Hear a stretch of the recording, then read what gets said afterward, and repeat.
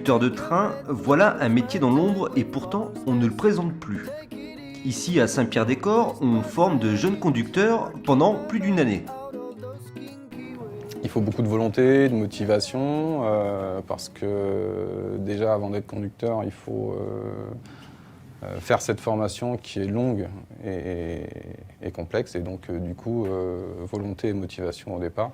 Et puis après, pour le métier, il faut beaucoup de rigueur et puis d'autonomie, parce que c'est un métier où on est souvent seul, donc voilà, faut pas avoir peur de ça, quoi.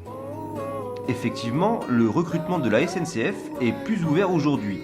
Moussa vient d'un cursus juridique. Fils de cheminot, il n'est tout de même pas arrivé ici par hasard. En fait, à la base, je n'avais pas vraiment vocation à rentrer à la SNCF, ou du moins pas dans le domaine de la conduite. Je me suis rendu compte que c'était difficile pour moi d'aller plus loin dans les études à la faculté. Donc, mon père travaille à la SNCF, il travaillait à la voie, donc au niveau de l'infrastructure. Et moi, je me suis dit, pourquoi pas rentrer à la SNCF et essayer de reprendre le relais que mon père avait lancé. Donc voilà, donc je suis rentré à la conduite au plaisir de mon père, et qui est très ravi que j'ai perpétué la tradition, on va dire.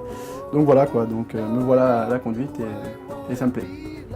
La preuve de l'évolution du métier, Sandy, ancienne gendarme en reconversion, n'a pas choisi d'être conductrice par hasard. Ne pas avoir toujours les mêmes horaires, faire travailler en décalé, c'est une chose que je cherchais. Être autonome aussi, c'est un métier où on a beaucoup d'autonomie, on travaille seul. Et c'est vraiment quelque chose que je cherchais, pas toujours être entouré. Si le métier de conducteur souffre parfois d'une image tronquée, ici, dans cette formation, les élèves changent radicalement de point de vue. Comme je l'ai dit, il y avait une certaine croyance que le conducteur c'est un métier simple, donc on s'en rend vite compte. On se met à la place des usagers, comme on l'était et comme on l'est encore.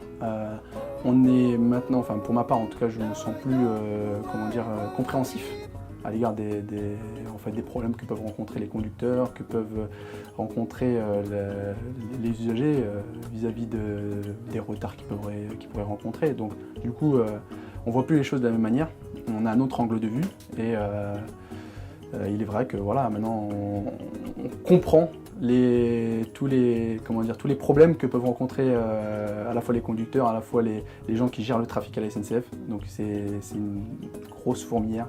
Parce que souvent les gens ont une image assez péjorative du conducteur de train, une personne pas aimable, pas souriante, qui conduit son train et qui rentre chez lui. Là, voir une femme, on voit déjà plus de sourires sur les voyageurs qui attendent dans le quai. Ça les fait rire.